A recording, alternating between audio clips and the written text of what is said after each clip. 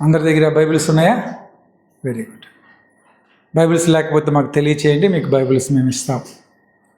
సరే, పేతురు రాసినటువంటి మొదటి పత్రిక 5వ అధ్యాయము 7-8 వచనాలు చదువుకుంటూ మనము వాక్య ధ్యానంలో ముందుకు వెళ్దాం.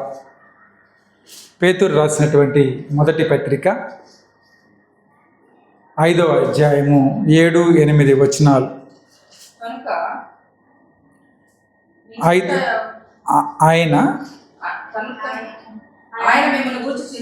ఆయన మిమ్మల్ని గూర్చి చింతించుచున్నాడు కనుక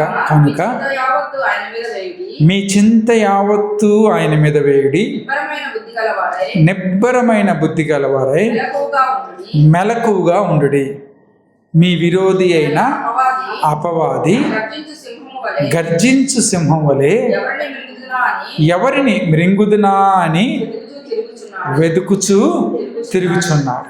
ఆమేన్. ప్రార్థన చేసుకుందాం. వాక్య స్వరూపి యేసయ్య, వందనాలు, స్తోత్రాలు. ఈ మధ్యాహ్న కాల సమయంలో తండ్రి నీ వాక్యమును ధ్యానం చేసుకోవటానికి మీరు మాకు ఇచ్చిన సమయాన్ని బట్టి నీకు వందనాలు. నీ వాక్యము ద్వారా మీరు మాతో మాట్లాడండి తండ్రి. ఇదిగో రాజా, అల్పుణ్ణి నన్ను మీ సిలువ చాటును మరుగుపరుచుకొని నీ యొక్క స్వరమును బిడ్డలకి వినిపింపచేయమని వేడుకొంచున్నా. వాక్యము వింటున్నటువంటి బిడ్డలందరినీ కూడా మీరు జ్ఞాపకం చేసుకోండి. వాళ్ళ యొక్క హృదయాలను తండ్రి సిద్ధపరచండి. నీ యొక్క వాక్యము తండ్రి మంచి నేలను విత్తబడినటువంటి విత్తనము వలె 30, 60, 100 వృద్ధి చెందే భాగ్యాన్ని దయచేయమని యేసు నామమున ప్రార్థించి వేడుకొంచున్నాము తండ్రి. ఆమేన్, ఆమేన్. సరే, అందరం కూడా చక్కగా వాక్యం వినటానికి ప్రయత్నం చేద్దాం. ఆయన మిమ్మల్ని గూర్చి చింతించుచున్నాడు. ఎవరు ఈయన? యేసుక్రీస్తు ప్రభువు. పేతురు ఈ యొక్క పత్రిక రాస్తూ ముగింపు వచనాల్లోకి వచ్చేసరికి ప్రభువు మిమ్మల్ని గూర్చి చింతించుచున్నాడు. చింతించటం అంటే అర్థం ఏంటంటే కింద ఫుట్ నోట్లో ఇవ్వబడింది, లక్ష్యం ఉంచుచున్నాడు. అర్థం ఏంటి? లక్ష్యం ఉంచుచున్నాడు. చింతించుచున్నాడు అనగానే తెలుగులో వాళ్ళు ఏమంటారంటే దేవుడు చింతిస్తాడా అనే అనుమానం రావచ్చు. కాబట్టి దానికి కింద ఫుట్ నోట్లో ఏమని ఇచ్చారంటే లక్ష్యము ఉంచుచున్నాడు. ఎవరి మీద? మనల్ని అందరినీ గూర్చి. కనుక మీ చింత యావత్తు ఎవరి మీద వేయాలి? ఆయన మీద వేయుడి. రెండవ భాగంలో నిబ్బరమైన బుద్ధి కలవారై మెలకువగా ఉండండి. నిబ్బరమైన బుద్ధి కలవారు ఎలా ఉండాలట? మెలకువగా ఉండాలి. ఎందుకంటే మీ విరోధి అయిన అపవాది ఎవడి అపవాది? సాతాను గర్జించు సింహం వలె ఎవరిని మృంగుదునా అని వెదుకుచూ తిరుగుచున్నాడు. సాతాను యొక్క పని ఏమిటి అంటే, సాతాను చేసే మొట్టమొదటి పని ఏమిటి అంటే వాడు అటు ఇటు తిరుగుతూ ఉంటాడు. ఏం చేస్తాడు? వాడు అటు ఇటు తిరుగుతూ ఉంటాడు. ఇక్కడ యోబు గ్రంథంలో కూడా మనకు ఒక మాట కనిపిస్తూ ఉంది. యోబు గ్రంథంలో కూడా ఒక మాట కనిపిస్తుంది. ఏంటంటే అది 1వ అధ్యాయము 7వ వచనంలో సాతాను ఏం చేస్తున్నాడు అక్కడ? 1:7 చదువుదాం ఒకసారి. నీవు ఎక్కడి నుండి వచ్చితివి వాణిని అడిగి. ఎవరిని? సాతాను అడిగినప్పుడు అపవాది భూమి మీద వాడు అటు ఇటు ఏం చేస్తున్నాడు? వాడు తిరుగులాడుచు సంచారం చేస్తూ ఉన్నాడట. అంటే సాతానికి ఉన్నటువంటి మొట్టమొదటి లక్షణం, సాతానికి ఉన్నటువంటి మొట్టమొదటి గుణం ఏమిటి అంటే వాడు ఒక్క చోట స్థిమితంగా కూర్చోలేడు. వాడు కూర్చోవడం అట్లా కుదరదు. వాడికి ఎప్పుడు ఏం చేస్తూ ఉండాలి? అటు ఇటు తిరుగుతూ ఉండాలి. చాలాసార్లు మన కుటుంబాల్లో పిల్లలు అటు ఇటు తిరుగుతున్నారు అనుకోండి, మనం గద్దిస్తామన్నా, రే నీకు పని లేదో ఒక చోట కూర్చోవా, ఎందుకురా మాటికి అటు ఇటు తిరుగుతావు అని చెప్పి అంటాం. ఇప్పుడు వీడికి పని లేక ఏం చేస్తున్నాడు? సాతాను ఈ భూమి మీద అటు ఇటు తిరుగుతూ ఉన్నాడు. అయితే పేతురు ఏమంటాడంటే తన యొక్క పత్రికలో, ఈ అపవాది మనకి విరోధి, వీడు గర్జిస్తున్నటువంటి సింహం ఎలా ఉంటుందో, గర్జించే సింహం ఎలా ఉంటుందో అలా ఉండి ఎవరిని పట్టేద్దామా అని చెప్పి వాడు ఏం చేస్తున్నాడట? భూమి మీద అటు ఇటు తిరుగుతున్నాడు, వెతుకుతూ ఉన్నాడు. ఎవరు దొరుకుతారా నాకు సరైన వాడు అని చెప్పి వాడు వెతుకుతూ ఉన్నాడు అని చెప్పి ఇక్కడ పేతురు అంటూ ఉన్నాడు. చాలా గమ్మత్తుగా ఈ యొక్క పదవచనం ఈ యొక్క వాక్యం మనకు కనిపిస్తూ ఉంది. దేంతో పోలుస్తున్నా అంటే ఒక గర్జించు సింహం వేట కోసం ఏ విధంగా వెతుకుతుందో, ఒక ఆకలితో ఉన్నటువంటి సింహం కడుపు నింపుకోవటానికి వేట కోసం ఏ విధంగా వెతుకుతూ ఉందో, సాతాన్ని గాడి యొక్క వెతుకులాట కూడా ఆ విధంగానే ఉంటుంది. వేటగాడు చూడండి, తాను వేటాడేటప్పుడు మాటు వేసి బహు జాగ్రత్తగా ఎటువంటి శబ్దము కూడా ఎవరికి పొరపాటును వినపడకుండా వాడు వేటాడతాడు. ఎందుకంటే శబ్దం వినపడితే ఏమవుతుంది, జంతువులు అక్కడి నుంచి పారిపోతాయి. సింహము గర్జిస్తుంది, ఆ గర్జింపుకు భయపడి కొన్ని జంతువులు పారిపోతాయి, కొన్ని మిగిలిపోతాయి. ఈ మిగిలిపోయిన వాటిని ఇదేం చేస్తుందంటే వేటాడుతుంది. ఈ సాతాను విరోధి ఈ లోకం మీద అలా తిరుగుతూ ఉన్నాడు. యోబు విషయంలో కూడా జరిగింది అదే. యోబు నీతిమంతుడు, యోబు దేవుని యందు భయభక్తులు కలవాడు. యోబు తన కుటుంబం మీద బాధ్యత కలిగి ప్రతిదినము బిడ్డల నిమిత్తము ఆయన బలి అర్పణ ఇస్తున్నటువంటి వాడు. కానీ ఆ యోబుని ఎవరు చూశారు అంటే సాతాను చూసింది. ఎట్లా చూసింది? యోబు దగ్గరికి వచ్చిందా అంటే రాలేదు. ఈ సాతానికి పనేం లేదు. ఏం చేస్తున్నాడు సాతాను? భూమి మీద అటు ఇటు తిరుగుతూ ఉంటుంది. ఇది మొట్టమొదటి సాతానుకు ఉన్నటువంటి లక్షణం. అది గర్జించు సింహం వలె ఉంటుంది. ఎవరిని మింగుదునా అని చెప్పి అది భూమి మీద అటు ఇటు తిరుగుతూ ఉంటుంది.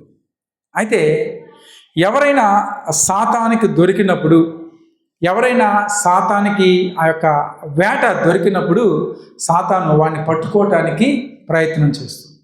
అయితే ఇక్కడ ఒక చిన్న మాట నేను మీకు చెప్పి ముందుకు వెళ్తాను. సాతాను అటు ఇటు తిరుగుతూ ఉన్నప్పటికీ కూడా ఏ మనుష్యుడైతే సాతానుని ఆహ్వానిస్తాడో, ఎవడైతే సాతానికి అనుమతిస్తాడో వాడిలోకి సాతాను ప్రవేశిస్తుంది.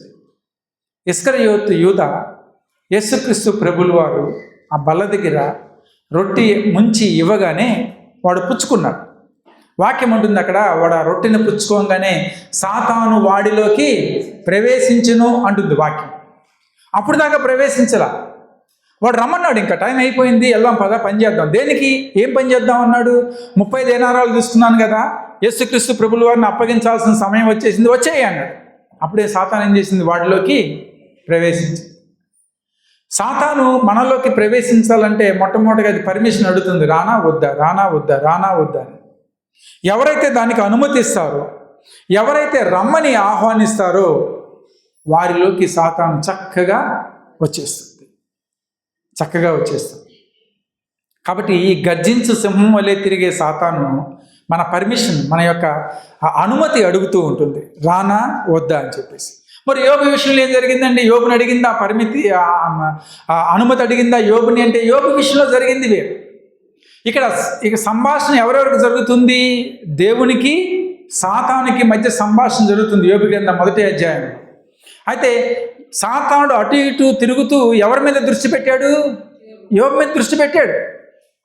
మింగాలను చూశాడు, కానీ యోబు దాన్ని దగ్గరికి రానివ్వలే. కాబట్టి ఇప్పుడు ఎవరి దగ్గర వాదనాడుతున్నాడు? దేవుని దగ్గర వాదనాడుతున్నాడు. ఏమనంటే, నువ్వు చాలా ఆశీర్వాదాలు ఇచ్చావు కదా యోబుకి, నువ్వు చాలా చక్కగా కంచె వేసావు కదా యోబుకి, నువ్వు చాలా దీవెనలు ఇచ్చావు కదా యోబుకి, నీ కాపుదల యోబు చుట్టూ ఉంది కాబట్టి వాడు నీకు పూజ చేస్తున్నాడు, వాడు నీకు ఆరాధన చేస్తున్నాడు, నీకు లొంగి ఉన్నాడు, ఒక్కసారి ఆ కంచె తీసి చూడు అని చెప్పి దేవుని దగ్గర ఎవరు సవాల్ చేస్తున్నారంటే సాతాను సవాల్ చేస్తుంది. అప్పుడు సాతానికి ఎవరు అనుమతి ఇచ్చారు?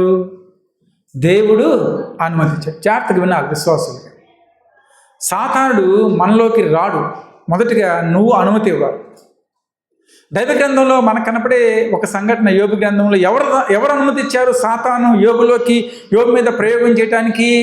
దేవుడే అనుగ్రహించాడు.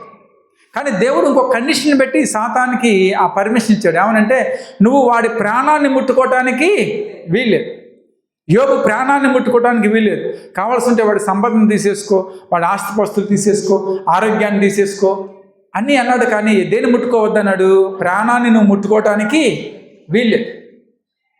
కాబట్టి యోబు జీవితంలోకి దేవుడు సాతాన్ని అనుమతించినప్పుడు సాతాను యోబు మీద పరీక్ష మొదలుపెట్టాడు. ఇప్పుడు దేవుడు ఈ విషయంలో ఏం చూడాలని ఆశపడుతున్నాడంటే, యోబు నా గురించి నిలబడతాడా లేదా, యోబు నీతిమంతుడా కాదా, యోబు నా పక్షం నిలబడతాడా లేదా అనే విషయాలు దేవుడు పరీక్షించాలని చెప్పి ఎదురు చూస్తూ ఉన్నాడు. అయితే యోబు మీద ఆ ప్రయోగం జరిగింది. సాతాను ప్రవేశించాడు. యోబుకున్నటువంటి కుమారులు కుమార్తెలు బిడ్డలందరూ చనిపోయారు. యోబుకున్న ఆస్తి అంతా పోయింది. యోబుకున్నటువంటి సంపద అంతా వెళ్ళిపోయింది. యోబు ఒక్కడే ప్రాణంతో బతికాడు. అది పచ్చి కురుపులతో బతికి కూర్చొని ఉన్నాడు. భార్య ఉంది. భార్య వచ్చి అంటూ ఉంది యోబుతో, అయ్యా ఇంకా ఎందుకు బ్రతుకున్నావు అని చెప్పి అంటుంది. 1వ అధ్యాయంలో మనకు కనిపిస్తే సరే ఇవన్నీ బాగానే ఉన్నాయి. భార్య వచ్చి కూడా దేవుని దూషించి చనిపో అంది. యోబు వినలా, దేవుని మీద ఆధారపడ్డాడు. అయితే ఆ సందర్భంలో యోబుని పలకరించడానికి యోబు యొక్క స్నేహితులు వచ్చారు. ఎలీఫజు, బిల్దదు, జోఫరు అనే 3 స్నేహితులు వచ్చారు. ఎవరి దగ్గరికి? యోబు దగ్గరికి. వీళ్ళ ముగ్గురి మధ్య, యోబు మధ్య చాలా సంభాషణ జరుగుతూ ఉంటుంది. 2వ అధ్యాయం 3వ అధ్యాయం నుంచి మొదలు పెట్టుకుంటే చివరి వరకు 35, 36, 37 అధ్యాయాల వరకు సంభాషణలు ఉంటాయి వాళ్ళ మధ్య. వాళ్ళు ఇలా అంటారు, యోబు కాదంటాడు. వారు దేవుని నువ్వు దూషించావేమో, దేవుని ఇలా పాపం చేసావేమో అంటాడు, యోబు కాదంటాడు. కొన్నిసార్లు యోబు దేవుడు నన్ను వదిలిపెట్టేశాడు, దేవుడు నీతిమంతుడు కాదు, దేవుడు న్యాయవంతుడు కాదు అన్న సందర్భాలు ఉన్నాయి కొన్ని యోబు జీవితంలో కూడా. అక్కడ ఇట్లా వీళ్ళ మధ్య సంభాషణ జరుగుతూ ఉన్నప్పుడు చివరికి వెళ్ళేసరికి యోబు దేవుణ్ణి అంగీకరిస్తాడు. ఎవరిని అంగీకరించాడు? దేవుణ్ణి అంగీకరిస్తాడు. అయితే మధ్యలో ఒక వ్యక్తి ప్రవేశిస్తాడు. ఆ వ్యక్తి పలికిన మాట చాలా ఆశ్చర్యంగా ఉంటుంది. ఏలీహు అనే ఒక యవనుడు ప్రవేశించి ఈ ఎలీఫజు, బిల్దదు, జోఫరు వీళ్ళ సంభాషణ అయిన తర్వాత ఇంకొక వ్యక్తి వస్తాడు. ఆయన పేరు ఏలీహు. ఈయన మాట్లాడిన మాట ఒకసారి చదువుదాం. యోబు గ్రంథం 34వ అధ్యాయం 12వ వచనం.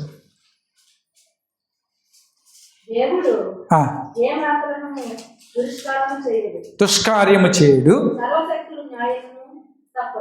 సర్వశక్తుడు న్యాయము తప్పడు. చాలమ్మా, ఒక్క మాట చాలు. అది 12వ వచనం. దేవుడు ఏం చేయడట? దుష్కార్యము చేయడు. ఈ మాట చాలా జాగ్రత్తగా మనం జ్ఞాపకం పెట్టుకోవాలి. దేవుడు నీకు శ్రమ కల్పించాలి అని చెప్పి అనుకోడు. దేవుడు నిన్ను కష్టపెట్టాలి అని చెప్పి ఆశించడు. దేవుడు నీ ఎడల దుష్కార్యాలు చేయాలి అని చెప్పి కోరుకొనడు. దేవుడు నీకు ఏం చేయాలని ఆశపడతాడు? మంచి చేయాలనే ఆశపడతాడు. అయితే మనకు వచ్చిన శ్రమలు మరి ఎందుకు వస్తున్నాయి? మనకు వచ్చిన అనారోగ్యాలు ఎందుకు వస్తున్నాయి? మనకు వచ్చిన బలహీనతలు ఎందుకు ఉన్నాయి? మన జీవితాల్లో ఎందుకు మనం ఎంత కష్టపడుతూ ఉన్నాం? ఎందుకు మనకి ఈ శ్రమలన్నీ? ఎందుకు సాతాను మనలే పట్టుకుంటున్నాడు? చాలాసార్లు మనం సహజంగా అనే మాట, క్రైస్తవులందరూ అనే మాట ఇది. ఏదైనా జరగకూడదు జరిగితే వారి కుటుంబంలో కానీ వారి జీవితాల్లో ఉద్యోగాల్లో జరిగిందంటే ఏమంటారంటే మొట్టమొదటిగా ఏమన్నా తెలియదయ్యారు, సాతాను పట్టాడు నన్ను అంటారు. ఎవరు పట్టారట? సాతాను నిన్ను పట్టదు. నువ్వు అనుమతిస్తే కానీ సాతాను నీ దగ్గరికి రాదు. నువ్వు చేసే ప్రతిదానికి ఎవరి మీద నెపమోపుతో మనం సాతాను పట్టేశాడు అంట. ఒకటి. రెండవది, ఇంకా కొద్దిగా ముందుకెళ్తే ఆత్మీయులు ఈ సాతాను మాట వదిలేసి దేవుని చిత్తమే జరిగిందండి అంటే దేవుడు నీ జీవితంలో శ్రమ ఇవ్వాలని కోరుకుంటున్నాడా? కాదు. దేవుడు నేను శ్రమ పెట్టాలని ఆయన కోరుకోడు. దేవుడు నేను ఇబ్బంది పెట్టాలని ఆయన కోరుకోడు. ఆయన ఎప్పుడు నువ్వు క్షేమంగా ఉండాలని కోరుకుంటాడు. కాబట్టి ఇక్కడ ఏలీహు అంటూ ఉన్నాడు, యోబు మాట్లాడిన మాటలను బట్టి, యోబు యొక్క స్నేహితులు ఎలీఫజు, బిల్దదు, జోఫరు మాట్లాడిన మాటలను బట్టి ఈ యవనస్తుడు లేచి నుంచొని వాళ్ళతో అంటున్నాడు, మీరందరూ ముసలివారు, వృద్ధాప్యంలో ఉన్నటువంటి వారు, మీకు దేవుని గురించినటువంటి మాటలు కొన్ని చెప్పాలి నేను అని చెప్పి అంటూ ఉన్నాడు కదా. దేవుడు ఎటువంటి దుష్కార్యము మీ జీవితంలో చేయడు. యోబు, నీకు వచ్చిన కష్టం దేవుడు చేసింది కాదు, నీకు వచ్చిన శ్రమ దేవుడు నీకు పంపించింది కాదు. ఎందుకు దేవుడి మీద అటువంటి అభిప్రాయం కలిగి ఉన్నావు అని చెప్పి ప్రశ్నిస్తూ ఉన్నాడు యవ్వనుడు. కాబట్టి మనకి శ్రమ వచ్చినప్పుడు దేవుడే ఆ శ్రమ ఇచ్చాడు అని చెప్పి అనుకోవద్దు. రెండవది, శ్రమ వచ్చినప్పుడు సాతాను నన్ను పట్టి పీడిస్తున్నాడు అని చెప్పి అనుకోవద్దు. తర్వాత అవతల భాగంలోకి వెళ్ళి ఆలోచిద్దాం. ఒకవేళ దేవుడే నీకు శ్రమను గనక ఇచ్చినట్లయితే ఎంతవరకు దేవుడు నీకు శ్రమనిస్తాడంటే నువ్వు భరించగలిగినంత వరకే దేవుడు నీకు శ్రమనిస్తాడు. హల్లెలూయా. అంతకు మించి దేవుడు నీకు శ్రమని ఇవ్వడు. మొదటి కొరింథీ పత్రిక 10వ అధ్యాయం 10వ అధ్యాయము 13వ వచనం.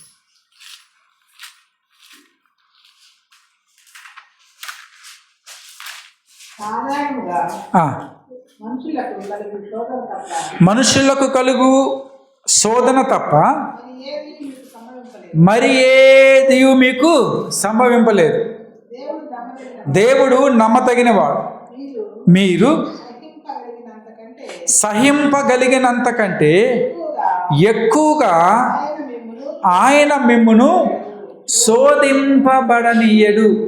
ఒకవేళ మీకు శోధన వచ్చినా, ఒకవేళ మీకు శ్రమ వచ్చినా, ఒకవేళ మీకు ఇరుకు వచ్చినా, ఇబ్బంది వచ్చినా, ఈరోజు ఎంతవరకు దేవుడు మన జీవితంలో అది ఇస్తాడంటే మనం భరించేంత వరకే దేవుడు మనకు అనుగ్రహిస్తాడు. నువ్వు ఎంతవరకు అయితే తట్టుకోగలవో దేవునికి బాగా తెలుసు. నువ్వు ఎంతవరకు అయితే అప్పులు తీర్చుకోగలవో దేవునికి బాగా తెలుసు.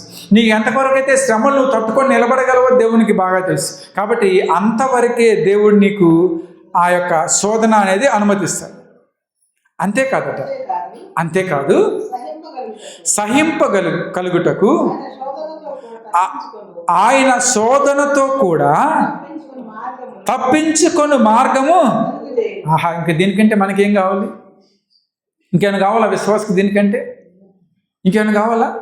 దేవుడు నీకు శ్రమిస్తే, దేవుడు కనుక శోధన నీ జీవితంలో అనుమతిస్తే, దేవుడు ఎంతవరకు నిన్ను శోధిస్తాడు, ఎంతవరకు నీకు శోధన తీసుకుని వస్తాడంటే నువ్వు సహించేంత మట్టుకే దేవుడు శోధన నీ జీవితంలో కలిగిస్తాడు, అంతవరకే.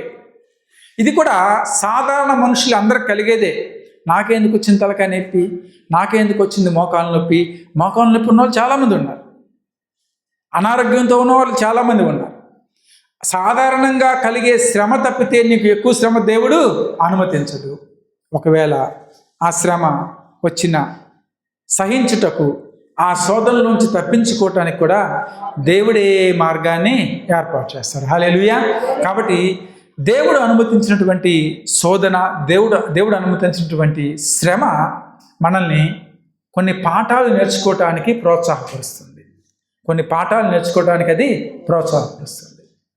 సాతాను గురించి మనకున్నటువంటి అపోహ తొలగిపోయి, సాతానుడు అటు ఇటు తిరుగుతూ ఉన్నాడు, మనం కనుక అనుమతిస్తే వాడు ఎక్కడికి వచ్చేస్తాడట? మన జీవితంలోకి వచ్చేస్తాడు. కాబట్టి మూలవాక్యంలో 1 పేతురు 5వ అధ్యాయము 7-8 వచనాల్లో అంటున్నాడు కదా, మీ విరోధి అయిన అపవాది గర్జించు సింహము వలె ఎవరిని మృంగుదునా అని వెతుకుచూ ఉన్నాడు. కాబట్టి మీరు ఎలా ఉండాలి?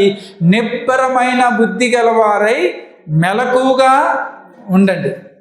ఇంకోటి, ఓకే శ్రమలో ఉన్నానండి, నేను శోధనలో నేను ఉన్నానండి, నా పరిస్థితి బాగాలేదండి అంటే అంటున్నాడు కదా, ఆయన మిమ్మల్ని గూర్చి లక్ష్యం ఉంచుచున్నాడు కనుక మీ చింత యావత్తు ఎవరి మీద వేయమంటున్నాడు? ఆయన మీద వేయండి. మన చింత యావత్తు ఎవరి మీద వేయాలి? ప్రభువు మీద వేయాలి. కాబట్టి ఈరోజు మధ్యాహ్నకాల సమయంలో సాతాను గురించి భయపడవద్దు. ఒకవేళ మనం శ్రమలో ఉన్నా, ఇరుకులు ఇబ్బందుల్లో ఉన్నా కానీ దేవుడు మన యందు లక్ష్యం ఉంచుతున్నాడు. కాబట్టి మన చింత అంతా కూడా ఎక్కడ పెట్టాలి?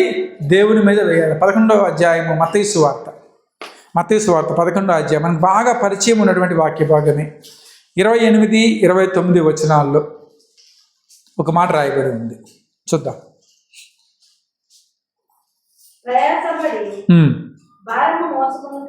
భారము మోయుచున్న సమస్త జనులారా నా యొద్దకు రండి, నేను మీకు విశ్రాంతిని కలుగజేసేదను. కాబట్టి ఇక్కడ ప్రభు పిలుస్తూ ఉన్నారు కదా, ప్రభు ఆహ్వానిస్తూ ఉన్నారు కదా, ప్రభు మనల్ని రమ్మని అడుగుతున్నారు. దేనికోసం?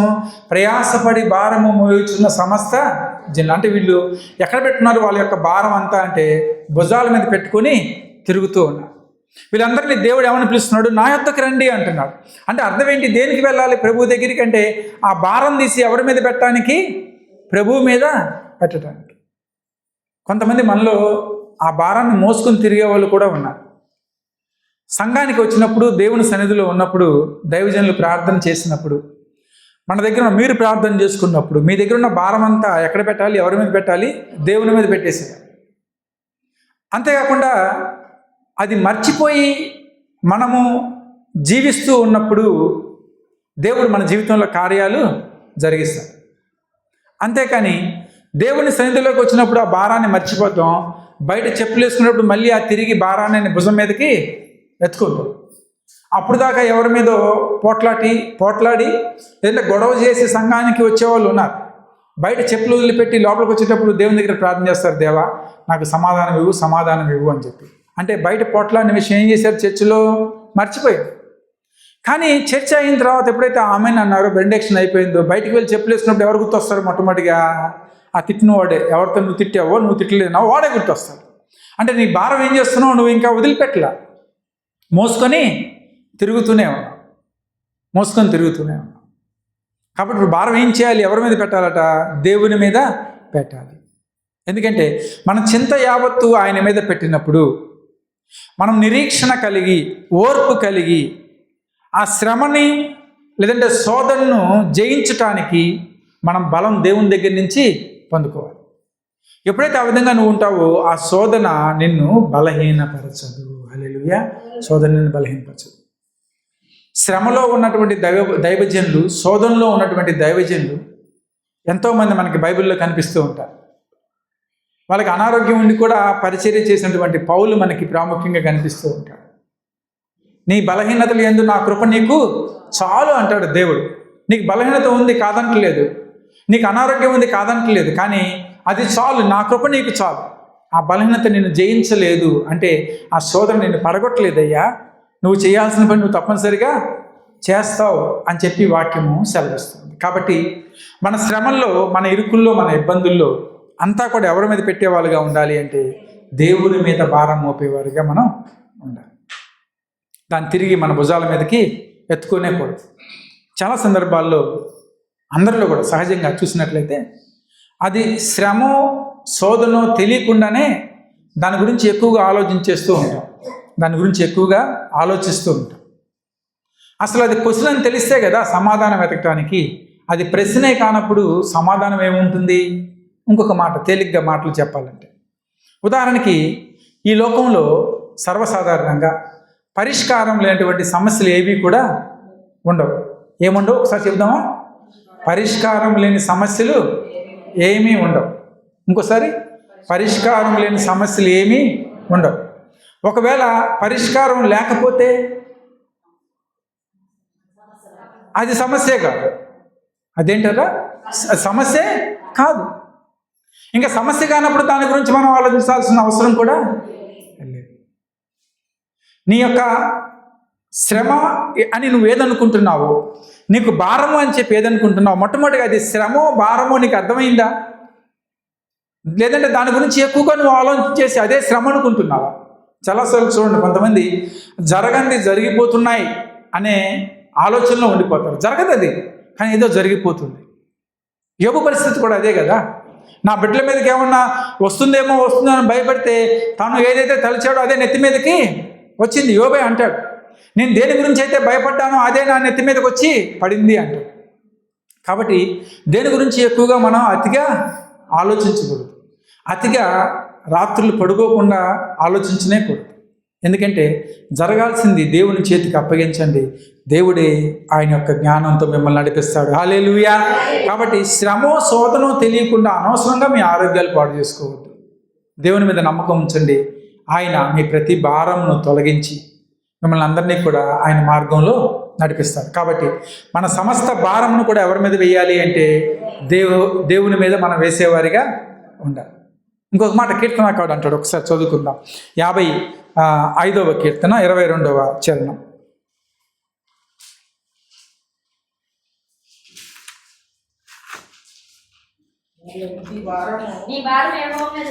నీ భారము యెహోవా మీద మోపుము, ఆయన నిన్ను ఆదుకొనును. మత్తయి సువార్తలో ప్రభువు అంటున్నారు, సమస్త భారం మోయుచున్న జనులారా నా యొద్దకు రండి, నేను మీకు విశ్రాంతి కలగజేస్తున్నా. కీర్తనకారుడు అంటున్నాడు, నీ భారం ఆయన మీద మోపుము, ఆయన నిన్ను ఆదుకొనును. ఇప్పుడు ఈ యొక్క పాత నిబంధనలో ఉన్నటువంటి లేఖనం చదువుకున్న, కీర్తన చదువుకున్న, నూతన నిబంధనలో ప్రభువు వారు పలికినటువంటి మాట చదువుకున్నా మనం ఏం నేర్చుకుంటున్నామంటే మన భారం అంతా ఎవరి మీద వేసేవారిగా ఉండాలి? దేవుని మీద వేసేవారు. ఎప్పుడైతే నీ భారం దేవుని మీద వేస్తావో, కుటుంబ సమస్యల, బిడ్డలు నీ మాట వింటలేదా, నీకు వచ్చిన ఆదాయం నీకు సరిపోవట్లేదా, ఏదో నాకు కష్టం వచ్చేస్తుందని భయపడుతున్నావా, లేదంటే రేపొద్దున ఇంటికి వెళ్తే ఎలా బ్రతకాలని ఆలోచిస్తున్నావా? వాక్యం అంటుంది, ప్రతి భారము కూడా ఎవరి మీద ఉంచాలట? దేవుని మీద ఉంచండి. ఆయనే నడిపిస్తాడు, ఆయనే నీకు మార్గాన్ని తెరుస్తాడు. కాబట్టి సాతాను అని భయపడేదానికంటే కూడా, సాతాను ఏదో నన్ను పట్టేస్తుంది అని భయపడేదానికంటే కూడా దేని మీద మనం దృష్టి ఉంచాలి అంటే దేవుని మాట మీద దృష్టి ఉంచాలి. కాబట్టి ఈ సాతాను అనుమతిస్తేనే మనలోకి వస్తుంది. ఈ సాతాను మనల్ని మింగాలని తిరుగుతూనే ఉంటుంది. ఎప్పటికప్పుడు మనం సిద్ధపాటు కలిగి ఉండాలి. కాబట్టి ఇక్కడ మూలవాక్యంలో అంటాడు కదా, పేతురు అంటూ ఉన్నాడు, నిబ్బరమైన బుద్ధి గలవారై మెలకువగా ఉండండి. మెలకువగా ఉండండి, రాత్రి నిద్రపోకుండా ఉండమని కాదు. మెలకువగా ఉండండి అంటే సాతాను గురించినటువంటి జ్ఞానము కలిగి ఉండండి. జ్ఞానం కలిగి ఉండండి, బుద్ధి కలవారై ఉండండి, నిబ్బరం కలిగి ఉండండి. అయితే ఈ సాతాను ఎదిరించడానికి మనం ఏం చేయాలి అనే విషయాలు 2 మాటలు చెప్పి నేను ముగించేస్తాను. ఈ సాతాన్ని ఎదిరించడానికి మనం ఏం చేయాలి, ఎలా సాతాన్ని మనం ఎదిరించగలం అంటే, మొట్టమొదటిగా సాతాన్ని ఎదుర్కోవాలంటే మొట్టమొదటి ఆయుధం నువ్వేం కలిగి ఉండాలి అంటే లేఖనము కలిగి ఉండాలి. అదే దేవుని వాక్యము. ఏం కలిగి ఉండాలి? మొట్టమొదటిగా దేవుని యొక్క వాక్యాన్ని కలిగి ఉండాలి. సాతాను కూడా చక్కగా ఎవరి హృదయంలో అయితే వాక్యం లేదో వాళ్ళ దగ్గరికే రావడానికి ప్రయత్నిస్తుంది. వాళ్ళ దగ్గరికి వచ్చి అడుగుతుంది అనమాట, చూసావా ఈరోజు మధ్యాహ్నం అనవసరంగా చర్చికి వెళ్ళావు, 2 గంటలు కూర్చున్నావు, అదే బయటికి వెళ్ళి దోస్తులతో తిరిగి బిర్యానీ తింటే ఎంత బాగుండేది అనగానే 2వ వారం నెక్స్ట్ వారం ఏం చేస్తాడు వాడు? చర్చికి రాకుండా దోస్తులతో కలిసి బిర్యానీ తినడానికి బయటకు వెళ్తాడు. అంటే వస్తాడు, నీకు ఆలోచన చెప్తాడు, ఆ ఆలోచన నీకు నచ్చుతుంది, నువ్వు చేస్తావు. ఎందుకంటే వాక్యము నీ హృదయంలో లేదు. నీ హృదయం ఎప్పుడైతే ఖాళీగా ఉంటుందో సాతాను రావటానికి చాలా అవకాశాలు ఉంటాయి. కాబట్టి ఎప్పుడు మన హృదయం దేనితో నిండి ఉండాలి? వాక్యముతో నిండి ఉండాలి. వాక్యమే మనలో ఉండాలి. అలా ఉన్నప్పుడు సాతాను మనలో రావటానికి, సాతాను మనలో ప్రవేశించడానికి అవకాశమే ఉండదు. మత్తయి సువార్తలో మనకు ఈ యొక్క ఆసక్తికరమైన మాట ప్రభువుల వాళ్ళు పలుకుతున్నారు. ఏంటట?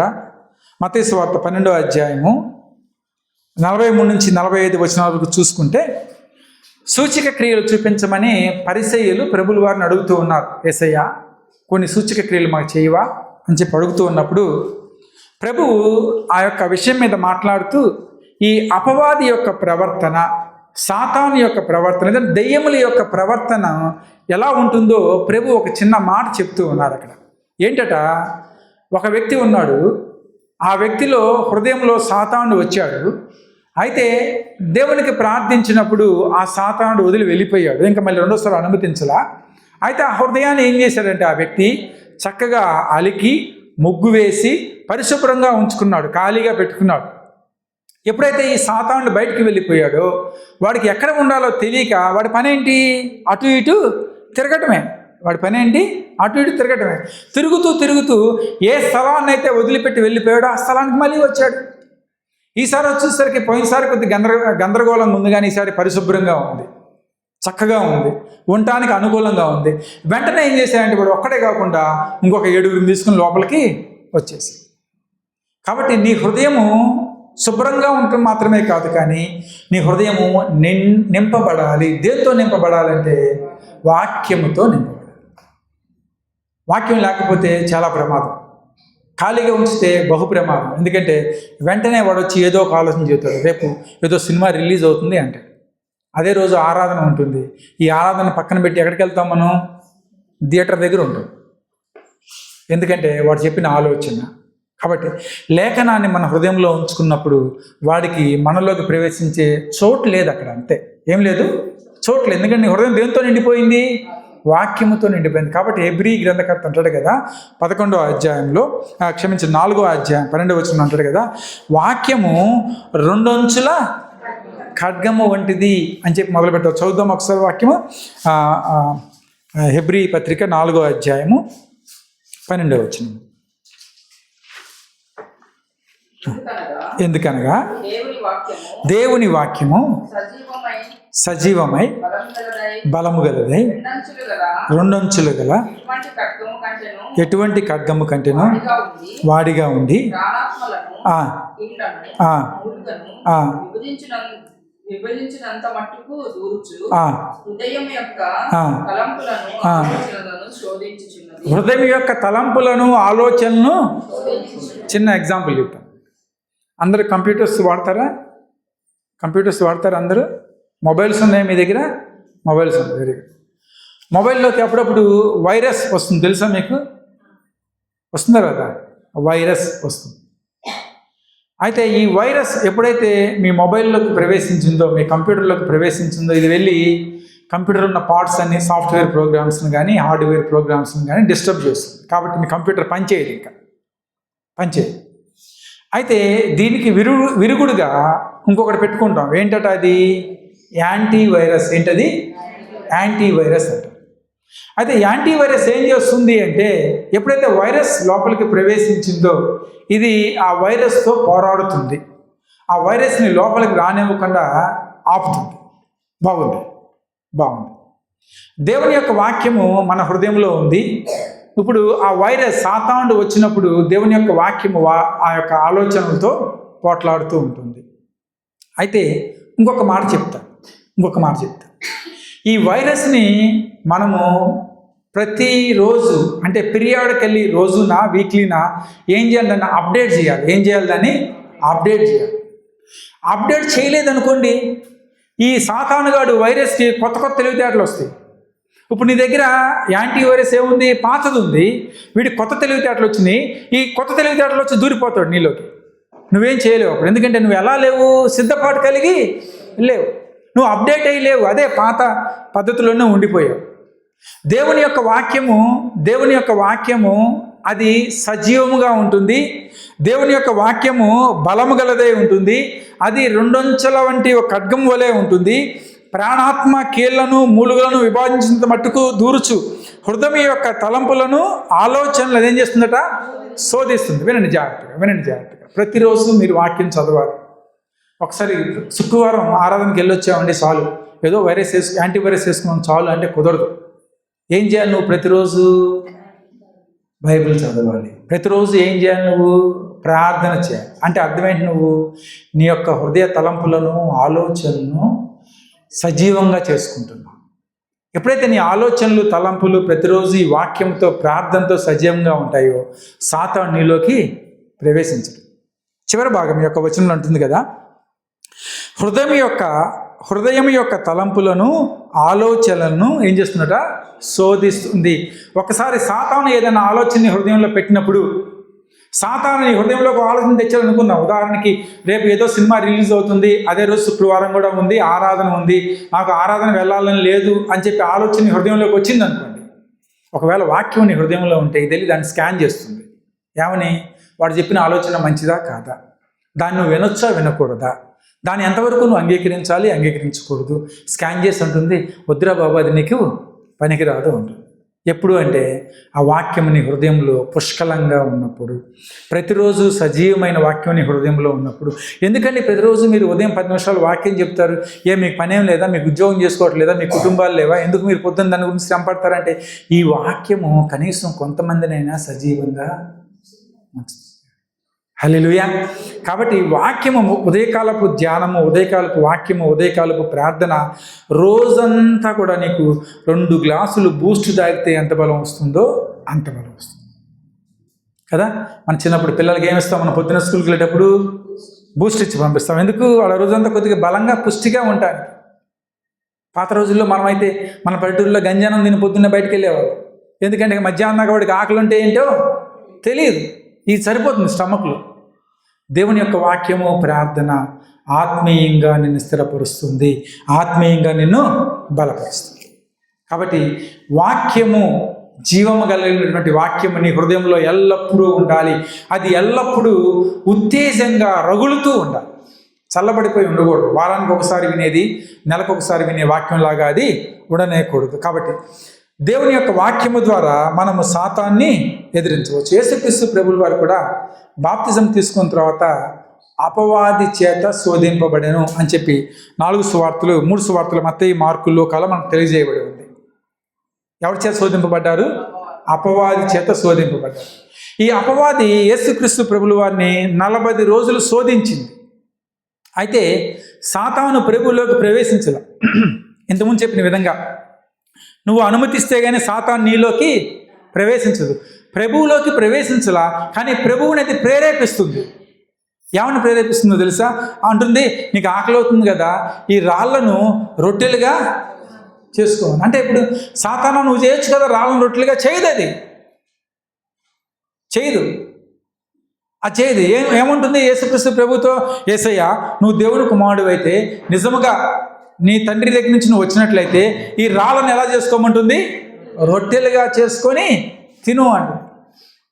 ప్రభు అంటారు, ఆహారం వలనే గాక యెహోవా సెలవిచ్చిన ప్రతి మాట వలన నరులు బ్రతుకుదురని నీకు తెలియజేయటకని ద్వితీయోపదేశ కాండం 8వ అధ్యాయం 3వ వచనంలో మనకు కనిపిస్తుంది. సాతాను ఇప్పుడు ప్రభుని ఏమని ప్రేరేపిస్తుంది? రాళ్ళు రొట్టెలగినట్లు ఆజ్ఞాపించేయ, ఒక మాట చెప్పు చాలు, ఫినిష్ అంటే ప్రభు అన్నారు లేదు, ఆహారం వలనే కాదు కానీ మనుషుడు దేని వల్ల బ్రతుకుతారట? దేవుని దగ్గర నుండి వచ్చే ప్రతి మాట వలన బ్రతుకుతారు అని చెప్పి తెలియజేశారు. హల్లెలూయా. అదేవిధంగా ప్రభువుని ఈ సాతానుడు దేవాలయపు శిఖరం మీదకి తీసుకొని వెళ్ళాడు. అక్కడి నుంచి అడుగుతున్నాడు కదా, యేసయ్య దేవాలయం శిఖరం మీదకి ఎక్కావు కదా, నీవు ఇక్కడి నుంచి దూకు, అప్పుడు నీ పాదములకు రాయి తగలకుండా దేవుని యొక్క దూతలు వచ్చి నిన్ను ఎత్తుకుంటాయి, కాపాడతాయి, పట్టుకుంటాయి. కమాన్ జంప్ అని ఎవరిని ప్రేరేపిస్తున్నాడు? యేసుక్రీస్తు ప్రభుని ప్రేరేపిస్తున్నాడు. ఈ ఆత్మహత్యలు చేసుకునే వాళ్ళు ఉన్నారే, సాతానుడు ఆత్మహత్య చేయడానికి వాళ్ళలో ఉండడు. వాడు ఏం చేస్తాడు? బయట నుంచి ప్రేరేపిస్తాడు. ఏమని ప్రేరేపిస్తాడు? నీ జీవితం అయిపోయిందిరా బాబా, నువ్వు దేనికి పనికిరావురా బాబా, ఉద్యోగం రాదు, ఇంక నీ పని ఇంతే అని చెప్పి ఎవరు ప్రేరేపిస్తారు? సాతాను ప్రేరేపిస్తాడు. ఎందుకు ప్రేరేపిస్తున్నాడు వాడిని అంటే, వాడు ఏం చేస్తాడు? అప్పుడు వెళ్ళి నీకు దేనికి పనికిరాని వాడు ఉరేసుకోవడానికి ప్రయత్నం చేస్తాడు. ప్రభుత్వం అంటుంది కదా సాతాను, అయ్యా నువ్వు ఈ శిఖరం మీద నుంచి కిందకు దూకినట్లయితే నీ పాదములకు రాయి తగలకుండా దేవదూతలు నీ చేతితో ఎత్తుకుంటారు, కాబట్టి దూకు అని చెప్పినప్పుడు ప్రభు అంటూ ఉన్నారు కదా, ద్వితీయోపదేశ కాండం 6వ అధ్యాయం 16లో ఉన్నటువంటి మాట మత్తయి సువార్త 6లో కూడా మత్తయి సువార్తలో కూడా ఆయన పలుకుతున్నారు. ఏమనంటే, మీరు మిస్పాలో మీ దేవుడైన యెహోవాను శోధించినట్లు ఆయనను శోధింపకూడదు. ప్రభు సాతాను చెప్పినటువంటి ప్రతి మాటకి కూడా ఆయన జవాబిస్తూ ఉన్నారు. ఈరోజు సాతాను నీతో మాట్లాడితే, ఈరోజు సాతాను నిన్ను పక్క మార్గం నడిపిస్తూ ఉంటే, ఈరోజు సాతాను నీకు లేనిపోని ఆలోచన తెలియజేస్తూ ఉంటే, సాతానుతో నువ్వు మాట్లాడగలవా? సాతాను ఎదిరించగలవా? సాతాను ఎదిరించాలంటే మొదటిగా నువ్వు దేంతో నింపబడి ఉండాలి? దేవుని యొక్క వాక్యంతో నింపబడి ఉండాలి. ఆ వాక్యం లేకపోతే నిజమే కావాల్సు అని చెప్పి దాంట్లోనే మనం పడిపోతాం. కాబట్టి మొట్టమొదటి ఆయుధం సాతాన్ని ఎదిరించడానికి మనం ఏం కలిగి ఉండాలి అంటే దేవుని యొక్క వాక్యము కలిగి ఉండాలి. రెండో విషయం చెప్పి నేను ముగిస్తాను. రెండవది, సమర్పణ జీవితం మనం కలిగి ఉండాలి. అంటే లోబడే తత్వము దేవుని విషయంలో మనం కలిగి ఉండాలి. సహజంగా బైబిల్ వాక్యం సెలవిస్తూ ఉంది, ఎవడు కూడా ఇద్దరు యజమానులకి దాసుడుగా ఉండలేడు. ఇద్దరు యజమానులకి దాసులుగా ఉండలేదు. ఎవరన్నా ఉన్నారా అట్లా? ఒక కంపెనీలో నేను ఇద్దరు యజమానుల దగ్గర పనిచేస్తాను అనే వాళ్ళు ఎవరు ఉన్నారా? ఉండలేదు. ఏదో ఒక యజమాని దగ్గరే ఉండాలి. దేవుని దగ్గర ఉంటావా, లోకం దగ్గర ఉంటావా అనేది ఒక తీర్మానం మనం తీసుకోవాలి. ఒకవేళ నువ్వు దేవునికి లోబడి గనక ఉన్నట్లయితే, దేవునికి లోబడి గనక నువ్వు జీవిస్తున్నట్లయితే, దేవుని యొక్క రెక్కల నీడలో గనక నువ్వు ఉన్నట్లయితే నువ్వు ఎవరిని ఎదిరించవచ్చు? సాతాన్ని ఎదిరించవచ్చు. ఆ యొక్క ప్రొడక్షన్, ఆ యొక్క రక్షణలోంచి నువ్వు బయటికి వస్తే సాతాను నువ్వు ఇంకా ఎదిరించలేవు. నీకు ఎప్పుడు బలం ఉంటుంది, నీకు ఎప్పుడు శక్తి ఉంటుంది సాతాను ఎదిరించడానికంటే, ఎంతవరకు అయితే నువ్వు ఆ యొక్క దేవుని యొక్క నీడలో ఉంటావో అంతవరకే నువ్వు సాతాన్ని ఎదిరించగలవు. తర్వాత ఎదిరించలేవు. సహజంగా చూడండి, సిటీస్లో కొన్ని పట్టణాల్లో కొంతమంది మార్నింగ్ వాకింగ్కి వెళ్తూ ఉంటారు. చూద్దా, మార్నింగ్ వాకింగ్కి వెళ్తారు. వెళ్ళేటప్పుడు వాడి చేతిలో ఒక చిన్న కుక్క పిల్లని కూడా ఎత్తుకుని వాకింగ్కి వెళ్తాడు. కుక్క పిల్లని దాన్ని నడిపించడు, పట్టుకొని వెళ్తూ ఉంటాడు. అయితే ఈ కుక్క పిల్ల ఏం చేస్తుందంటే, ఆ వీధి కుక్క ఏదైనా పెద్ద కుక్క వెళ్తున్న రోడ్డు మీద, దాన్ని చూసి ఇది అరిచిందే. దీన్ని చూసి ఆ పెద్ద వీధి కుక్కను చూసి అరుస్తూ ఉంటుంది. ఎందుకు ఇది ఇంత ఉంది ఎందుకు అరుస్తుంది అంతగా కుక్క పిల్లని చూసి అంటే, దీనికి ఎందుకు బలం అంటే, ఎవరి చేతిలో ఉంది ఇప్పుడు ఇది? దీనికి శక్తి ఏంటట? యజమాని చేతిలో ఉన్నాను కాబట్టి ఆ వీధి కుక్క నన్నేమీ చేయలేదనే ధైర్యం. అదే కుక్క ఒంటరిగా రోడ్డు మీదకి వచ్చింది అనుకోండి, వీధి కుక్కను చూసి ఆమడ దూరం పరిగెడుతుంది. ఎందుకంటే దానికి భయం. ఎందుకు భయం? దాని మీద నీ ఎక్కడ పోట్లాడతాను. ఈ ఉదాహరణ ఎందుకు చెబుతున్నానంటే, ఒక బిడ్డ తండ్రి ఒడిలో ఉన్నప్పుడు, తల్లి ఒడిలో ఉన్నప్పుడు వాడికి ధైర్యం ఉంటుంది. అదే బిడ్డ ఒంటరిగా నిలబడితే వాడు భయపడతాడు. దేవుని యొక్క నీడ ఎలా ఉంటుందో చిన్న ఉదాహరణ కోసం మాత్రమే చెప్పాను. ఆయన కాపుదల నీకు ఉంటే నువ్వు సాతాన్ని ఎదిరించవచ్చు. ఆయన కాపుదల నీకు ఉంటే శోధనని నువ్వు భరించవచ్చు. ఆయన కాపుదల నీకు ఉంటే శ్రమను ఎదుర్కోవచ్చు నువ్వు ఈజీగా. అది లేకపోతే చిన్న గాలి వచ్చినా నువ్వు భయపడిపోతావు. చిన్న అలజడి నీ జీవితంలో కలిగినా కానీ నువ్వు భయపడిపోతావు. నీ భయానికి కారణం అది పెద్ద సమస్య అని కాదు. నీ భయానికి కారణం అదేదో తీర్చలేనటువంటి సమస్య అని కాదు. నీ భయానికి కారణం ఏదో జరిగిపోతుందని కాదు. కానీ నీ భయానికి కారణం ఒకటే, నువ్వు దేవుని యొక్క రెక్కల నెడలో లేవు కాబట్టి ప్రతి విషయానికి నువ్వు భయపడుతున్నావు, ప్రతి విషయానికి నువ్వు దిగులు పడుతున్నావు, ప్రతి విషయానికి నువ్వు ఆలోచన చేస్తూ ఉన్నావు. యాకోబు పత్రికలో ఒక మాట ఉంటుంది. యాకోబు పత్రిక 4వ అధ్యాయం 7వ వచనం. 4:7 యాకోబు పత్రిక 4:7.